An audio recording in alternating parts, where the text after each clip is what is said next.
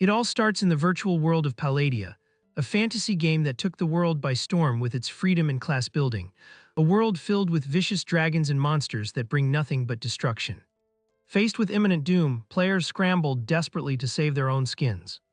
Not even the great stone fortresses could withstand the overwhelming firepower raining down from the skies. But in the midst of all this chaos, one warrior wielding a spear stood his ground, staring down the threat.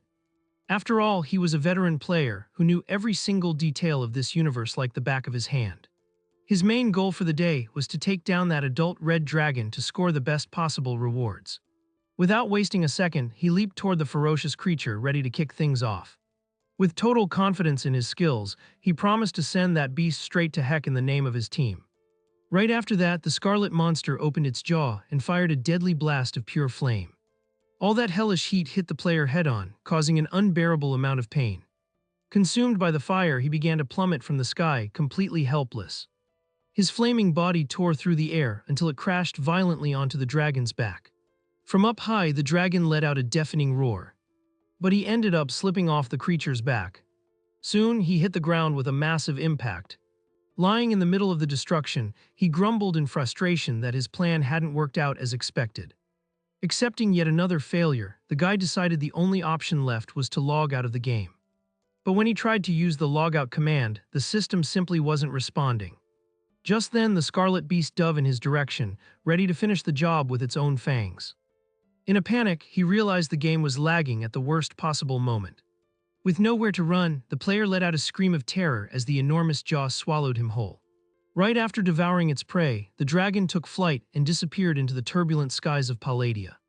Elsewhere in a modern city, people were watching the broadcast of the fight on big screens, completely captivated.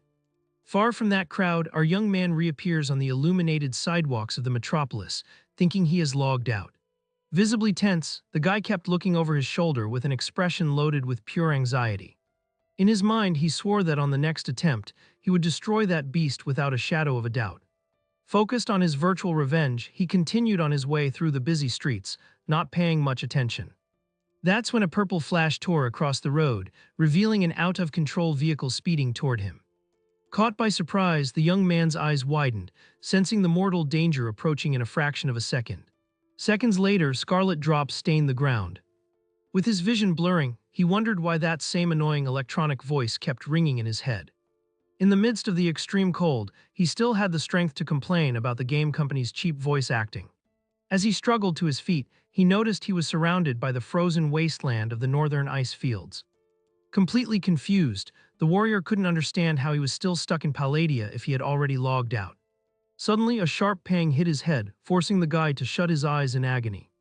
Just then, a whirlwind of unknown memories flooded his mind, revealing fragments of a life that wasn't his. Enduring the pain, he discovered that he was now inhabiting the body of Evan Arian, a young man from a hidden race in that region. That name sounded way too familiar, leading our guy to figure out he had been reincarnated as a mere side character. Needing answers and fast, he yelled for the system panel to open immediately. Looking at the interface, the guy confirmed that the logout button was gone, but his stats were seriously impressive. Numbers like these were absurd for a beginner, proving he was in control of an insanely OP character. His eyes lit up when he read about a core talent focused on reshaping the world by fusing mythological elements. With a confident smirk, he recognized that he had a max rarity skill capable of carrying any team. This absolute power allowed him to shape his own path freely, without being tied down by the restrictions of magic or physical classes. That's when it finally clicked. This body belonged to the feared final boss of the game's fourth major update. In the future, this very same young man would become the Starforged Titan, a corrupted king who preached the eternity of steel. After thinking it over, the guy accepted that he was now the younger version of that powerful, destructive entity. However, he quickly came back to reality, realizing that right now, he was nothing more than an injured barbarian kid lost in the ice. He knew that major cataclysmic events were about to shake this world, bringing chaos to all nations. Undead invasions and dangerous alchemical ascensions would wipe out countless lives in the coming years. Only those with absolute strength would manage to survive all the calamities the system had in store. Determined to change his fate, the young man swore he wouldn't accept going out in such a lame way in this hostile place. To stay alive, he needed to escape the severe snowstorms that the Northerners called the White Tide. Even with a weakened body and the biting cold, Evan dragged himself across the white expanse without looking back. Being reborn as a villain destined for defeat wasn't a problem, because he planned to rewrite his entire future. His main goal now was to purify his bloodline to unlock the true power of the dormant Titan. Scanning the terrain, he decided to seek shelter in an old hunting cabin to escape the approaching deadly blizzard. The frozen horizon seemed endless, but the small wooden structure offered a spark of hope. Surviving the winter would give him a chance to hitch a ride with some merchants and reach the cities of the main story.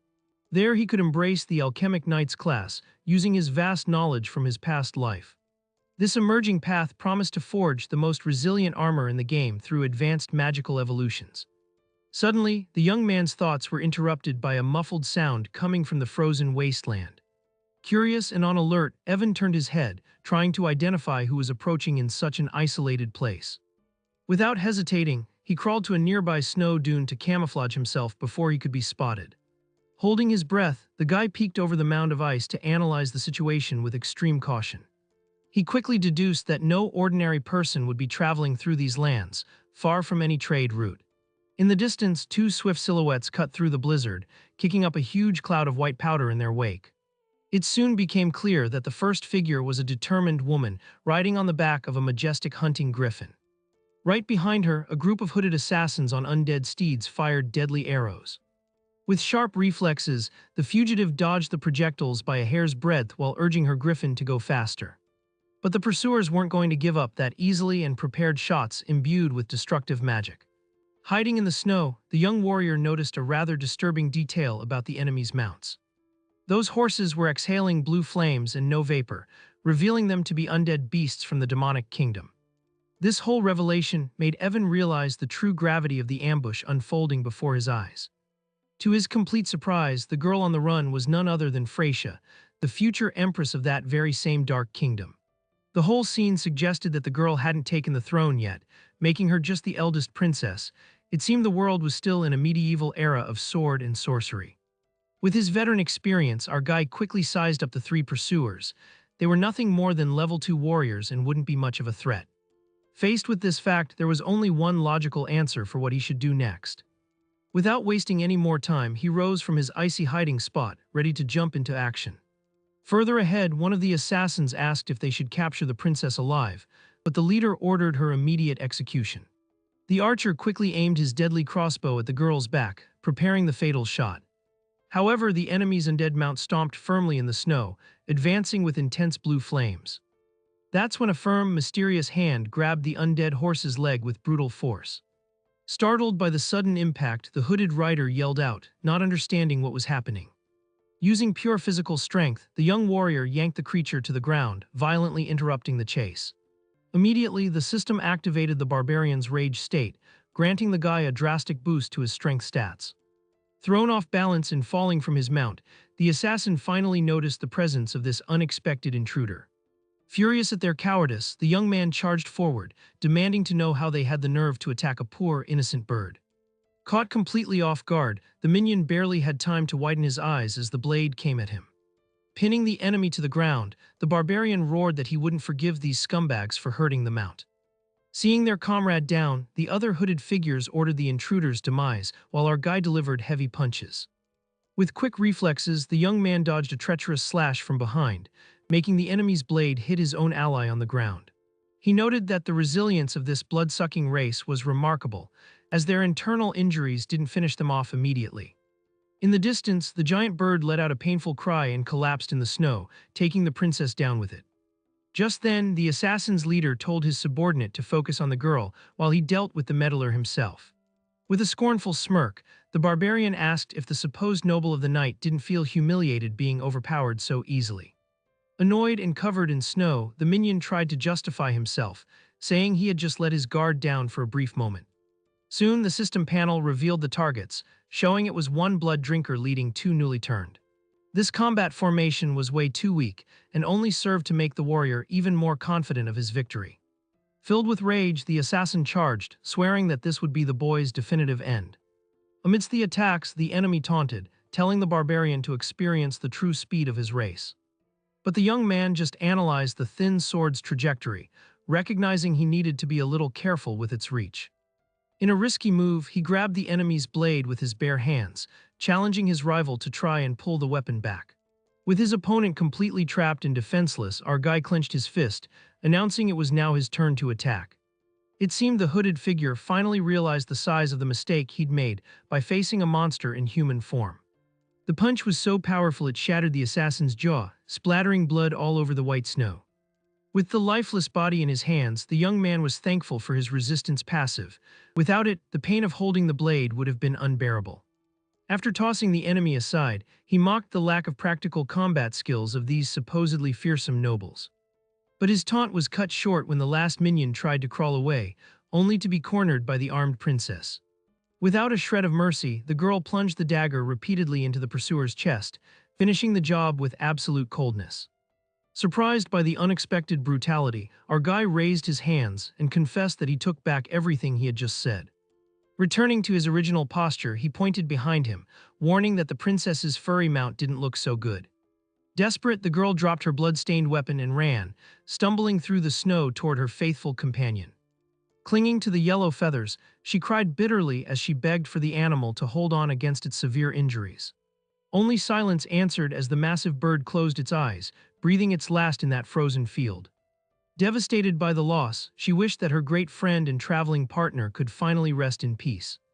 From a respectful distance, the young man watched the sad scene in silence, letting the icy wind carry away the grief. Soon after, the princess wiped her tears and formally introduced herself as Freysia, thanking him for his help and allowing him to call her Frey. He concluded that her innocent appearance hid a ruthless warrior, proving she held many dangerous secrets. Bothered by her savior's fixed gaze, she crossed her arms and asked directly what he was staring at. To play it off, the guy cracked a cynical smile and commented that he had suddenly remembered something very urgent. Away from the noblewoman, he calmly walked over to the corpse of the assassin he had defeated minutes earlier. While looting, he inspected a silver dagger, stating that all this gear was worth some good money. Without the slightest shame, he aggressively ripped the valuable rings from the dead man's fingers, securing his spoils of war. Curious about this peculiar behavior, the princess asked what her savior's name was and where he came from. After finishing his collection, he stood up tall and revealed himself to be Evan Arian, a native of these northern frozen lands. This answer shocked the girl, who immediately recognized him as one of the blessed firstborn from the ancient legends. He was impressed that she knew the ancient language, but the young woman explained she learned it by reading through the capital's archives. Seizing the opportunity, Evan asked about the reasons for the relentless chase, as he needed to gather information about this unknown route. With a long sigh, the girl revealed that it might be hard to believe, but she was the first princess in her kingdom's line of succession. She explained that she was ambushed on her way to her own graduation ceremony at the Royal Academy. Intrigued, the warrior questioned how she ended up on an ice plateau so far from her country's original borders. With a melancholic look toward the sky, she confessed that she took this extreme route just to avoid the real trap that awaited her. That kingdom was known to all as the Demonic Nation, thanks to its mage's focus on curses, necromancy, and dark magic.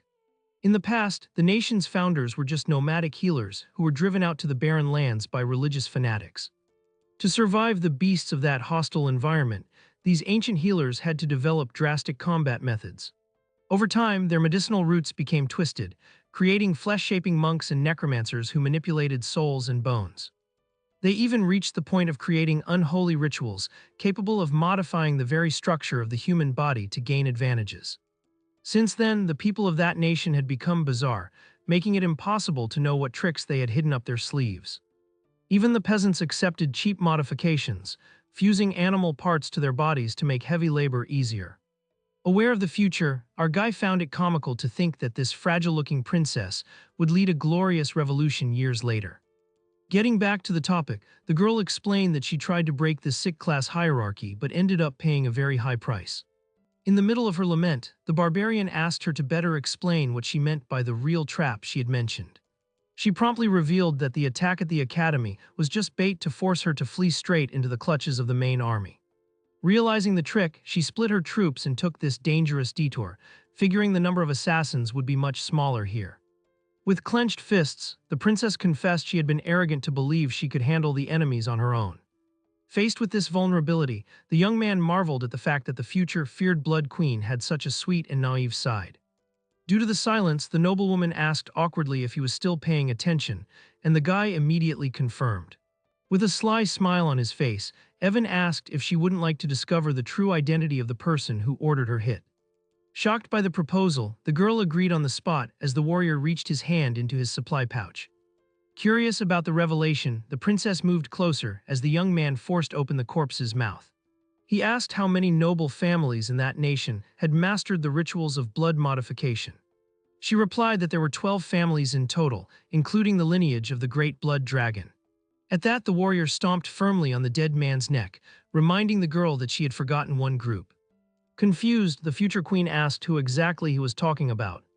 With a cunning grin, he revealed it was the necromancers, mocking the enemy's perfect disguise.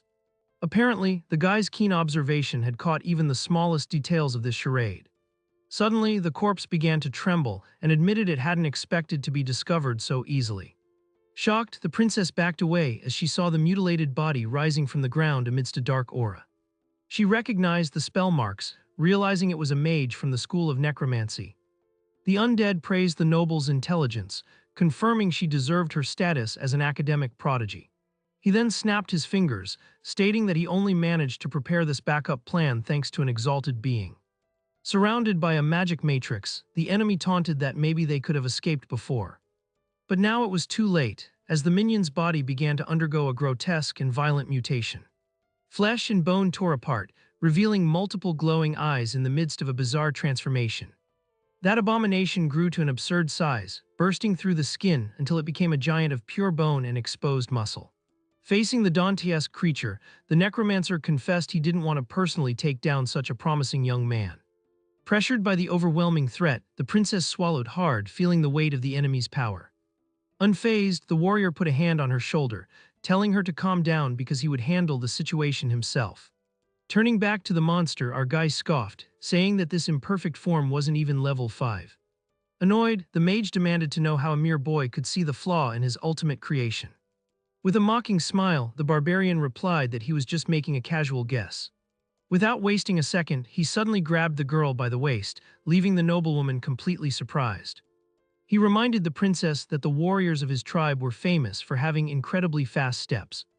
In the blink of an eye, the young man shot across the snow, carrying the girl while ironically waving goodbye to the monster. Furious, the necromancer demanded to know how that blasted brat knew about the skeletal warlords. Completely blinded by rage, the bony beast tore through the snow, swearing the fugitive would pay dearly for his insolence. Its heavy steps caused tremors in the frozen ground as the creature prepared to pounce. With a deafening roar, the red beast received a direct order to hunt down and annihilate the two of them at any cost. Far away, the warrior just smiled confidently, taunting that a piece of level 4 trash would never catch him. Suddenly, beams of green energy began to rain from the skies, trying to pierce the two fugitives. Using all of his agility, our guy performed impressive evasive maneuvers, dodging every single deadly impact. Frustrated by the perfect dodges, the monster questioned how he understood the spiritual arts so well. Without slowing his pace, the young man dryly replied that he was just a barbarian passing through. Annoyed by the mockery, the creature demanded that he take his little secrets straight to the grave. Focusing an absurd amount of magic, the beast prepared the ultimate area of effect skill known as Finger of Death. All that destructive power accumulated in the monster's skull, forming a green sphere of pure annihilation. Terrified by the fatal spell, the princess screamed in despair, squinting against the wind. To make matters worse, the warrior told her to stop moving and gave the girl a firm swat on the rear. Outraged and red with embarrassment, the noblewoman snapped, asking where exactly that commoner thought he was touching. Ignoring her protests, he leaped into the air, completely focused on the enemy's imminent attack. In his mind, he perfectly calculated the 4 seconds needed for the spell to reach its peak strength. At the exact moment, he pulled out a collapsible crossbow, mocking that the necromancer was way too slow. With a sharp pull of the trigger, the metal bolt tore through the cold air at an almost imperceptible speed. The impact was devastating, embedding the projectile right in the center of the Scarlet Giant's exposed head. Right after, a massive explosion engulfed the creature, shattering its cursed bones into the air. The flaming remains of the monster plummeted into the snow, kicking up a dense cloud of dust and ice. The young warrior landed gracefully with the princess in his arms, stating that everything was all right now. Still dazed by the speed of the fight, the girl asked what had just happened. As his last move, what was left of the necromancer acknowledged defeat, swearing he would remember that brat. Far from the frozen fields, the imposing capital of the demonic kingdom was submerged in a melancholic storm. Inside the luxurious royal palace, the rain beat hard against the windows of the king's chambers. In the corridors, a young man with pink hair ran desperately, wearing an expression of pure anguish. Upon entering the room, he knelt and informed his father that his older sister's whereabouts were still unknown. Without hesitation, the young man offered to lead the Imperial Silver Guard on an immediate rescue mission. Though very weak in his bed, the sovereign denied the request, stating that the guard could not leave the capital under any circumstances. Unable to accept the order, the prince questioned the decision, reminding him that his sister was the true heir to the throne. With a choked voice, the old king explained that the country could not collapse in case the princess was gone.